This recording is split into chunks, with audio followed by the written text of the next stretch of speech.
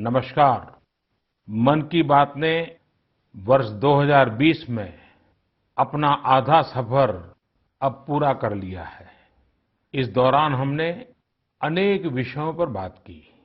स्वाभाविक है कि जो वैश्विक महामारी आई, मानव जाति पर जो संकट आया, उस पर हमारी बातचीत कुछ ज्यादा ही रही।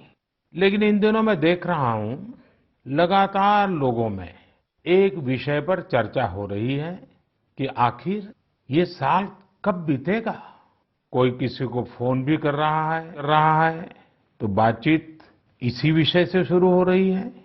ये साल जल्दी क्यों नहीं बीत रहा। कोई लिख रहा है, दोस्तों से बात कर रहा है, कह रहा है कि ये साल अच्छा नहीं है। कोई कह रहा है 2020 शुभ नहीं है। बस लोग यही चाहते हैं कि किसी भी तरह से ये साल जल्द से जल्द बीत जाए। साथियों, कभी-कभी मैं सोचता हूं कि ऐसा क्यों हो रहा है। हो सकता है ऐसी बातचीत के कुछ कारण भी हो। 6-7 महीना पहले ये हम कहाँ जानते थे कि कोरोना जैसा संकट आएगा और इसके खिलाफ ये लड़ाई इतनी लंबी चलेगी। ये संकट तो बना ही हुआ है, ऊपर से देश में नित नई चुनौतियां सामने आती जा रही हैं। अभी कुछ दिन पहले देश के पूर्वी छोर पर साइक्लोन अम्फान आया, तो पश्चिमी छोर पर साइक्लोन निसर्ग आया। कितने ही राज्यों में हमारे किसान भाई बहन टिड्डी दल के हमले से परेशान है, और कुछ नहीं तो देश के कई हिस्सों में छोटे छोटे भूकंप रुकने का ही नाम नहीं ले रहे हैं। और इन सबके बीच हमारे कुछ पड़ोसियों द्वारा जो हो रहा है, देश उन चुनौतियों से भी निपट रहा है। वाकई एक साथ इतनी आपदाएं, इस स्तर की आपदाएं बहुत कम ही देखने सुनने को मिलती हैं। हालात तो ये हो गई हैं कि कोई छोटी छोटी घटना भी हो रही है तो लोग उन्हें भी इन चुनौतियों के साथ जोड़ करके देख रहे हैं। साथियों, मुश्किलें आती हैं, संकट आते हैं, लेकिन सवाल यही है कि क्या इन आपदाओं की वजह से हमें साल 2020 को खराब मान लेना चाहिए। क्या पहले के 6 महीने जैसे बीते, उसकी वजह से ये मान लेना कि पूरी साल ही ऐसा है, क्या ये सोचना सही है। जी नहीं, मेरे प्यारे देशवासियों, बिल्कुल नहीं। एक साल में एक चुनौती आए या 50 चुनौतियां आए, नंबर कम ज्यादा होने से वो साल खराब नहीं हो जाता। भारत का इतिहास ही आपदाओं और चुनौतियों पर जीत हासिल कर और ज्यादा निखर कर निकलने का रहा है। सैकड़ों वर्षों तक अलग अलग आक्रांताओं ने भारत पर हमला किया, उसे संकटों में डाला। लोगों को लगता था कि भारत की संरचना ही नष्ट हो जाएगी, भारत की संस्कृति ही समाप्त हो जाएगी। लेकिन इन संकटों से भारत और भी भव्य होकर सामने आया। साथियों, हमारे यहाँ कहा जाता है, सृजन शाश्वत है, सृजन निरंतर है। मुझे गीत की कुछ पंक्तियां याद आ रही हैं। यह कल कल छल छल बहती, क्या कहती गंगा धारा। यह कल कल छल छल बहती, क्या कहती गंगा धारा। युग युग से बहता आता, यह पुण्य प्रवाह हमारा। उसी गीत में आगे आता है, क्या उसको रोक सकेंगे, मिटने वाले मिट जाएं। कंकड़ पत्थर की हस्ती, कंकड़ पत्थर की हस्ती, क्या बाधा बनकर आए। भारत में भी जहां एक तरफ बड़े बड़े संकट आते गए, वहीं सभी बाधाओं को दूर करते हुए अनेकों अनेक सृजन भी हुए। नए साहित्य रचे गए, नए अनुसंधान हुए, नए सिद्धांत गढ़े गए। यानी संकट के दौरान भी हर क्षेत्र में सृजन की प्रक्रिया जारी रही और हमारी संस्कृति पुष्पित पल्लवित होती रही। देश आगे बढ़ता ही रहा। भारत ने हमेशा संकटों को सफलता की सीढ़ियों में परिवर्तित किया है। इसी भावना के साथ हमें आज भी इन सारे संकटों के बीच आगे बढ़ते ही रहना है। आप भी इसी विचार से आगे बढ़ेंगे, 130 करोड़ देशवासी आगे बढ़ेंगे, तो यही साल देश के लिए नए कीर्तिमान बनाने वाला साल साबित होगा। इसी साल में देश नए लक्ष्य प्राप्त करेगा, नई उड़ान भरेगा, नई ऊंचाइयों को छुएगा। मुझे पूरा विश्वास 130 करोड़ देशवासियों की शक्ति पर है, आप सब पर है, इस देश की महान परंपरा पर है। मेरे प्यारे देशवासियों, संकट चाहे जितना भी बड़ा हो, भारत के संस्कार निस्वार्थ भाव से सेवा की प्रेरणा देते हैं। भारत ने जिस तरह मुश्किल समय में दुनिया की मदद की, उसने आज शांति और विकास में भारत की भूमिका को और मजबूत किया है। दुनिया ने इस दौरान भारत की विश्व बंधुत्व की भावना को भी महसूस किया है और इसके साथ ही दुनिया ने अपनी संप्रभुता और सीमाओं की रक्षा करने के लिए भारत की ताकत और भारत के कमिटमेंट को भी देखा है। लद्दाख में भारत की भूमि पर आंख उठाकर देखने वालों को करारा जवाब मिला है। भारत मित्रता निभाना जानता है तो आंख में आंख डालकर देखना और उचित जवाब देना भी जानता है। हमारे वीर सैनिकों ने दिखा दिया है कि वो कभी भी मां भारती के गौरव पर आंच नहीं आने देंगे। साथियों, लद्दाख में हमारे जो वीर जवान शहीद हुए हैं, उनके शौर्य को पूरा देश नमन कर रहा है, श्रद्धांजलि दे रहा है। पूरा देश उनका कृतज्ञ है, उनके सामने नतमस्तक है। इन साथियों के परिवारों की तरह ही हर भारतीय इन्हें खोने का दर्द भी अनुभव कर रहा है। अपने वीर सपूतों के बलिदान पर उनके परिजनों में गर्व की जो भावना है, देश के लिए जो जज्बा है, यही तो देश की ताकत है। आपने देखा होगा, जिनके बेटे शहीद हुए, वो माता पिता अपने दूसरे बेटों को भी, घर के दूसरे बच्चों को भी सेना में भेजने की बात कर रहे हैं। बिहार के रहने वाले शहीद कुंदन कुमार के पिताजी के शब्द तो कानों में गूंज रहे हैं। वो कह रहे थे, अपने पोतों को भी देश की रक्षा के लिए सेना में भेजूंगा। यही हौसला हर शहीद के परिवार का है। वास्तव में इन परिजनों का त्याग पूजनीय है। भारत माता की रक्षा के जिस संकल्प से हमारे जवानों ने बलिदान दिया है, उसी संकल्प को हमें भी जीवन का ध्येय बनाना है, हर देशवासी को बनाना है। हमारा हर प्रयास इसी दिशा में होना चाहिए, जिससे सीमाओं की रक्षा के लिए देश की ताकत बढ़े, देश और अधिक सक्षम बने, देश आत्मनिर्भर बने। यही हमारे शहीदों को सच्ची श्रद्धांजलि भी होगी। मुझे असम से रजनी जी ने लिखा है कि उन्होंने पूर्वी लद्दाख में जो कुछ हुआ, वो देखने के बाद एक प्रण लिया है।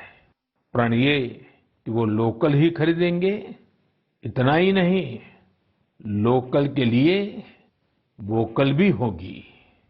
ऐसे संदेश मुझे देश के हर कोने से आ रहे हैं। बहुत से लोग मुझे पत्र लिखकर बता रहे हैं कि वो इस और बढ़ चले हैं। इसी तरह तमिलनाडु के मदुरई से मोहन रामामूर्ति जी ने लिखा है कि वो भारत को डिफेंस के क्षेत्र में आत्मनिर्भर बनते हुए देखना चाहते हैं। साथियों, आजादी के पहले हमारा देश डिफेंस सेक्टर में दुनिया के कई देशों से आगे था। हमारे यहाँ अनेकों ऑर्डिनेंस फैक्ट्रियां होती थी। उस समय कई देश जो हमसे बहुत पीछे थे, वो आज हमसे आगे हैं। आजादी के बाद डिफेंस सेक्टर में हमें जो प्रयास करने चाहिए थे, हमें अपने पुराने अनुभवों का जो लाभ उठाना चाहिए था, हम उसका लाभ नहीं उठा पाए। लेकिन आज डिफेंस सेक्टर में, टेक्नोलॉजी के क्षेत्र में भारत आगे बढ़ने का निरंतर प्रयास कर रहा है। भारत आत्मनिर्भरता की तरफ कदम बढ़ा रहा है। साथियों, कोई भी मिशन पीपल्स पार्टिसिपेशन, जन भागीदारी के बिना पूरा नहीं हो सकता, सफल नहीं हो सकता। इसलिए आत्मनिर्भर भारत की दिशा में एक नागरिक के तौर पर हम सबका संकल्प, समर्पण और सहयोग बहुत जरूरी है, अनिवार्य है। आप लोकल खरीदेंगे, लोकल के लिए वोकल होंगे, तो समझिए आप देश को मजबूत करने में अपनी भूमिका निभा रहे हैं। ये भी एक तरह से देश की सेवा ही है। आप किसी भी प्रोफेशन में हो, हर एक जगह देश सेवा का बहुत स्कोप होता ही है। देश की आवश्यकता को समझते हुए जो भी कार्य करते हैं, वो देश की सेवा ही होती है। आपकी यही सेवा देश को कहीं न कहीं मजबूत भी करती है। और हमें ये भी याद रखना है, हमारा देश जितना मजबूत होगा, दुनिया में शांति की संभावनाएं भी उतनी ही मजबूत होगी। हमारे यहाँ कहा जाता है, विद्या विवादाय धनम मदाय, विद्या विवादाय धनम मदाय, शक्ति ही परेशान परिपीडनाय, खलस्य साधो विपरीतम एतत्, ज्ञानाय दानाय च रक्षणाय। अर्थात अगर स्वभाव से दुष्ट है, तो विद्या का प्रयोग व्यक्ति विवाद में, धन का प्रयोग घमंड में और ताकत का प्रयोग दूसरों को तकलीफ देने में करता है। लेकिन सज्जन की विद्या ज्ञान के लिए, धन मदद के लिए और ताकत रक्षा करने के लिए इस्तेमाल होती है। भारत ने अपनी ताकत हमेशा इसी भावना के साथ इस्तेमाल की है। भारत का संकल्प है भारत के स्वाभिमान और संप्रभुता की रक्षा। भारत का लक्ष्य है आत्मनिर्भर भारत। भारत की परंपरा है भरोसा, मित्रता। भारत का भाव है बंधुता। हम इन्हीं आदर्शों के साथ आगे बढ़ते रहेंगे। मेरे प्यारे देशवासियों, कोरोना के संकट काल में देश लॉकडाउन से बाहर निकल आया है। अब हम अनलॉक के दौर में हैं। अनलॉक के इस समय में दो बातों पर बहुत फोकस करना है, कोरोना को हराना और अर्थव्यवस्था को मजबूत बनाना, उसे ताकत देना। साथियों, लॉकडाउन से ज्यादा सतर्कता हमें अनलॉक के दौरान बरतनी है। आपकी सतर्कता ही आपको कोरोना से बचाएगी। इस बात को हमेशा याद रखिए कि अगर आप मास्क नहीं पहनते हैं, 2 गज की दूरी का पालन नहीं करते हैं या फिर दूसरी जरूरी सावधानियां नहीं बरतते हैं, तो आप अपने साथ साथ दूसरों को भी जोखिम में डाल रहे हैं। खास तौर पर घर के बच्चों और बुजुर्गों को। इसीलिए सभी देशवासियों से मेरा निवेदन है, और ये निवेदन मैं बार बार करता हूं, और मेरा निवेदन है कि आप लापरवाही मत बरतिए। अपना भी ख्याल रखिए और दूसरों का भी। साथियों, अनलॉक के दौर में बहुत सी ऐसी चीजें भी अनलॉक हो रही हैं जिनमें भारत दशकों से बंधा हुआ था। वर्षों से हमारा माइनिंग सेक्टर लॉकडाउन में था। कॉमर्शियल ऑक्शन को मंजूरी देने के एक निर्णय ने स्थिति को पूरी तरह से बदल दिया है। कुछ ही दिन पहले स्पेस सेक्टर में ऐतिहासिक सुधार किए गए। उन सुधारों के जरिए वर्षों से लॉकडाउन में जकड़े इस सेक्टर को आजादी मिली। इससे आत्मनिर्भर भारत के अभियान को न केवल गति मिलेगी, बल्कि देश टेक्नोलॉजी में भी एडवांस बनेगा। अपने कृषि क्षेत्र को देखें तो इस सेक्टर में भी बहुत सारी चीजें दशकों से लॉकडाउन में फंसी थी। इस सेक्टर को भी अब अनलॉक कर दिया गया है।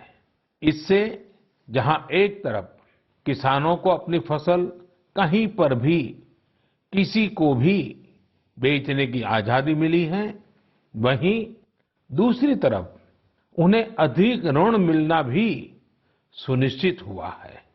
ऐसे अनेक क्षेत्र हैं जहां हमारा देश इन सब संकटों के बीच ऐतिहासिक निर्णय लेकर विकास के नए रास्ते खोल रहा है।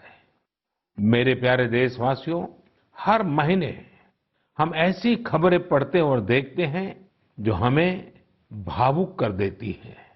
यह हमें इस बात का स्मरण कराती है कि कैसे हर भारतीय एक दूसरे की मदद के लिए तत्पर है। वह जो कुछ भी कर सकता है उसे करने में जुटा है। अरुणाचल प्रदेश की एक ऐसी ही प्रेरक कहानी मुझे मीडिया में पढ़ने को मिली। यहाँ सियांग जिले के मिरेम गांव ने वो अनोखा कार्य कर दिखाया जो समूचे भारत के लिए एक मिसाल बन गया है। इस गांव के कई लोग बाहर रहकर नौकरी करते हैं। गांव वालों ने देखा कि कोरोना महामारी के समय ये सभी अपने गांव की ओर लौट रहे हैं। ऐसे में गांव वालों ने पहले से ही गांव के बाहर क्वारंटीन का इंतजाम करने का फैसला किया। उन्होंने आपस में मिलकर गांव से कुछ ही दूरी पर 14 अस्थायी झोपड़ियां बना दी और ये तय किया कि जब गांव वाले लौटकर आएंगे तो उन्हें इन्हीं झोपड़ियों में कुछ दिन क्वारंटीन में रखा जाएगा। उन झोपड़ियों में शौचालय, बिजली, पानी समेत दैनिक जरूरत की हर तरह की सुविधा उपलब्ध कराई गई। जाहिर है, मिरेम गांव के लोगों के इस सामूहिक प्रयास और जागरूकता ने सबका ध्यान अपनी ओर आकर्षित कर लिया। साथियों, हमारे यहाँ कहा जाता है, स्वभावम न जहाति एव साधु आपदगतो भी सन कर्पूरः पावक स्पृष्टः सौरभम लभते तराम। अर्थात जैसे कपूर आग में तपने पर भी अपनी सुगंध नहीं छोड़ता, वैसे ही अच्छे लोग आपदा में भी अपने गुण, अपना स्वभाव नहीं छोड़ते। आज हमारे देश की जो श्रम शक्ति है, जो श्रमिक साथी हैं, वो भी इसका जीता जागता उदाहरण है। आप देखिए, इन दिनों हमारे प्रवासी श्रमिकों की ऐसी कितनी ही कहानियां आ रही हैं जो पूरे देश को प्रेरणा दे रही है। यूपी के बाराबंकी में गांव लौटकर आए मजदूरों ने कल्याणी नदी का प्राकृतिक स्वरूप लौटाने के लिए काम शुरू कर दिया।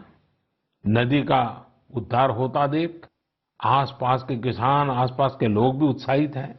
गांव में आने के बाद क्वारंटीन सेंटर में रहते हुए, आइसोलेशन सेंटर में रहते हुए हमारे श्रमिक साथियों ने जिस तरह अपने कौशल्य का इस्तेमाल करते हुए अपने आसपास की स्थितियों को बदला है, वो अद्भुत है। लेकिन साथियों, ऐसे कितने ही किस्से, कहानियां देश के लाखों गांवों के हैं जो हम तक नहीं पहुंच पाए हैं। जैसा हमारे देश का स्वभाव है, मुझे विश्वास है साथियों कि आपके गांव में भी, आपके आसपास भी ऐसी अनेक घटनाएं घटी होगी।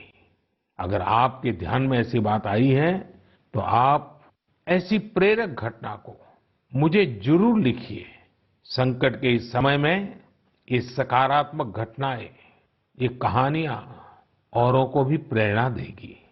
मेरे प्यारे देशवासियों, कोरोना वायरस ने निश्चित रूप से हमारे जीवन जीने के तरीकों में बदलाव ला दिया है। मैं लंदन से प्रकाशित फाइनेंशियल टाइम्स में एक बहुत ही दिलचस्प लेख पढ़ रहा था। इसमें लिखा था कि कोरोना काल के दौरान अदरक, हल्दी समेत दूसरे मसालों की मांग एशिया के अलावा अमेरिका तक में भी बढ़ गई है। पूरी दुनिया का ध्यान इस समय अपनी इम्यूनिटी बढ़ाने पर है और इम्यूनिटी बढ़ाने वाली इन चीजों का संबंध हमारे देश से है। हमें इनकी खासियत विश्व के लोगों को ऐसी सहज और सरल भाषा में बतानी चाहिए जिससे वे आसानी से समझ सकें और हम एक हेल्थियर प्लेनेट बनाने में अपना योगदान दे सकें। मेरे प्यारे देशवासियों, कोरोना जैसा संकट नहीं आया होता तो शायद जीवन क्या है, जीवन क्यों है, जीवन कैसा है, हमें शायद ये याद ही नहीं आता। कई लोग इसी वजह से मानसिक तनाव में जीते रहे हैं। तो दूसरी ओर लोगों ने मुझे ये भी शेयर किया है कि कैसे लॉकडाउन के दौरान खुशियों के छोटे छोटे पहलू भी उन्होंने जीवन में रीडिस्कवर किए हैं। कई लोगों ने मुझे पारंपरिक इंडोर गेम्स खेलने और पूरे परिवार के साथ उसका आनंद लेने के अनुभव भेजे हैं। साथियों, हमारे देश में पारंपरिक खेलों की बहुत समृद्ध विरासत रही है। जैसे आपने एक खेल का नाम सुना होगा, पचीसी। यह खेल तमिलनाडु में पल्लान्गुली, कर्नाटक में अली गुली मणे और आंध्र प्रदेश में वामन गुंटलू के नाम से खेला जाता है। ये एक प्रकार का स्ट्रेटेजी गेम है जिसमें एक बोर्ड का उपयोग किया जाता है। इसमें कई खांचे होते हैं जिनमें मौजूद गोली या बीज को खिलाड़ियों को पकड़ना होता है। कहा जाता है कि यह गेम दक्षिण भारत से दक्षिण पूर्व एशिया और फिर दुनिया में फैला है। साथियों, आज हर बच्चा सांप सीढ़ी के खेल के बारे में जानता है, लेकिन क्या आपको पता है कि यह भी एक भारतीय पारंपरिक गेम का ही रूप है जिसे मोक्ष पाटम या परम पदम कहा जाता है। हमारे यहाँ का एक और पारंपरिक गेम रहा है गुट्टा। बड़े भी गुट्टे खेलते हैं और बच्चे भी।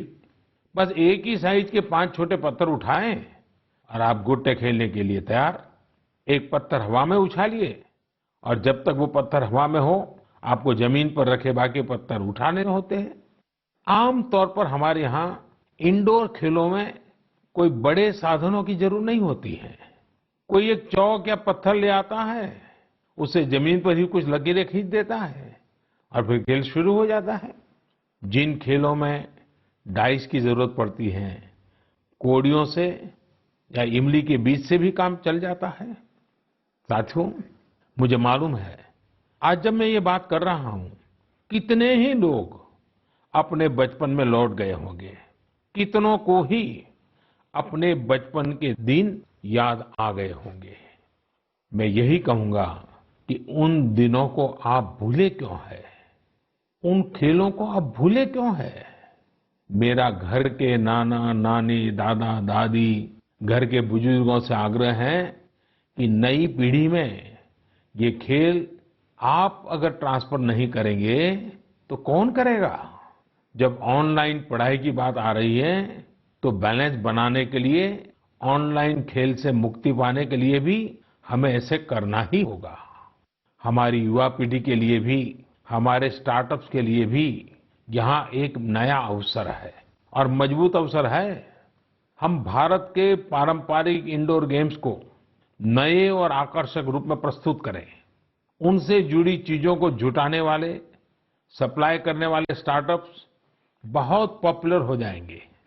और हमें ये भी याद रखना है, हमारे भारतीय खेल भी तो लोकल है और हम लोकल के लिए वोकल होने का प्रण पहले ही ले चुके हैं।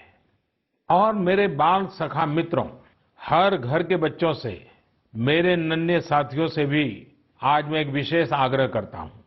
बच्चे, आप मेरा आग्रह मानेंगे ना? देखिए, मेरा आग्रह है कि मैं जो कहता हूं आप जरूर करिए। एक काम करिए, जब थोड़ा समय मिले तो माता पिता से पूछकर मोबाइल उठाइए और अपने दादा दादी, नाना नानी या घर में जो भी बुजुर्ग हैं उनका इंटरव्यू रिकॉर्ड कीजिए। अपने मोबाइल फोन में रिकॉर्ड करिए। जैसे आपने टीवी पर देखा होगा ना, कैसे पत्रकार इंटरव्यू करते हैं, बस वैसा ही इंटरव्यू आप कीजिए।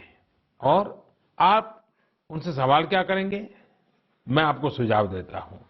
आप उनसे जरूर पूछिए कि वो बचपन में उनका रहन-सहन कैसा था, वो कौन से खेल खेलते थे, कभी नाटक देखने जाते थे, सिनेमा देखने जाते थे, कभी छुट्टियों में मामा के घर जाते थे, कभी खेत खलिहान में जाते थे, त्योहार कैसे मनाते थे। बहुत सी बातें आप उनको पूछ सकते हैं। उनको भी 40-50 साल, 60 साल पुरानी अपनी जिंदगी में जाना बहुत आनंद देगा। और आपके लिए 40-50 साल पहले का हिंदुस्तान कैसा था, आप जहां रहते हैं वो इलाका कैसा था, वहां परिसर कैसा था, लोगों के तौर तरीके क्या थे, सब चीजें बहुत आसानी से आपको सीखने को मिलेगी, जानने को मिलेगी। और आप देखिए, आपको बहुत मजा आएगा। और परिवार के लिए एक बहुत ही अमूल्य खजाना, एक अच्छा वीडियो एल्बम भी बन जाएगा। साथियों, ये सत्य है कि आत्मकथा या जीवनी, ऑटोबायोग्राफी या बायोग्राफी, इतिहास की सच्चाई के निकट जाने के लिए बहुत ही उपयोगी माध्यम होती है।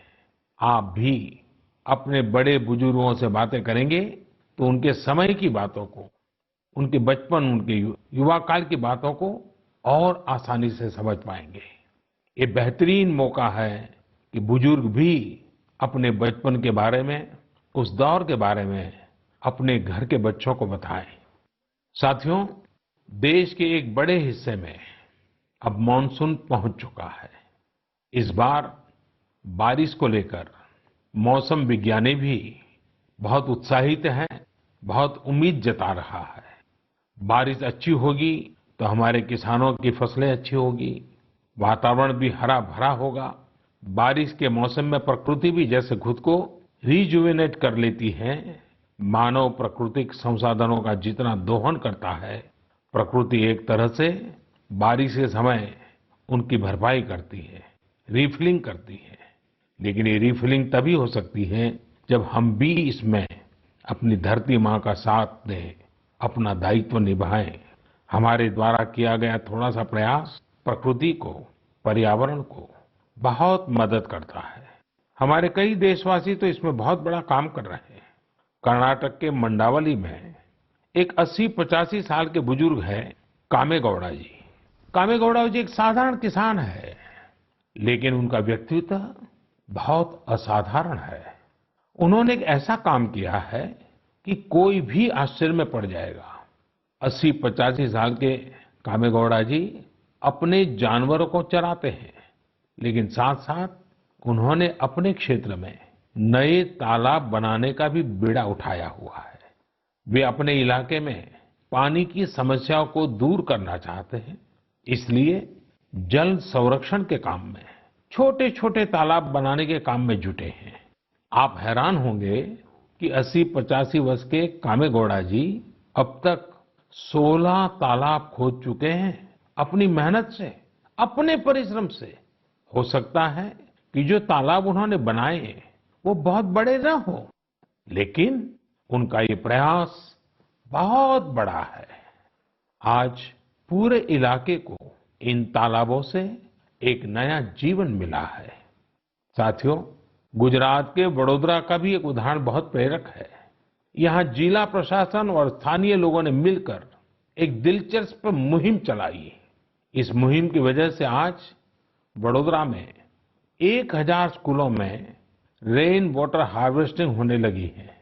एक अनुमान है कि इस वजह से हर साल औसतन करीब 10 करोड़ लीटर पानी बेकार बह जाने से बचाया जा रहा है।